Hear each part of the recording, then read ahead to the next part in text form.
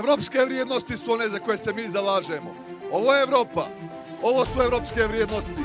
Ujedinjeni ljudi, složni ljudi, sve vjere, sve nacije, slobodni ljudi, hrabri ljudi i ljudi koji vam nude evropsko rešenje, demokratsko rešenje, da idemo na izbore, da narod ovo riješi, da narod ovome presudi.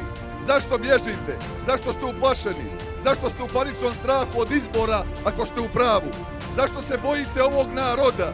Pa zar ne treba da služite ovom narodu? Da mu vjerno služite, da radite za njega, a ne da ne smijete da dođete među njega. Ja sam ponosan što sam među ovim narodom. Ima li jedan birač koji je glasao tada da vas 5 poslanika SMP-a idu danas i prave većinu sa DPS-om?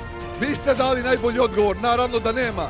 Zato ako nastave putem kojim su krenuli, napravit će najveći politički suicid i najveće političko samoubistvo koje sam vidio u istoriji politike i na Balkanu i Evropi i u svijetu.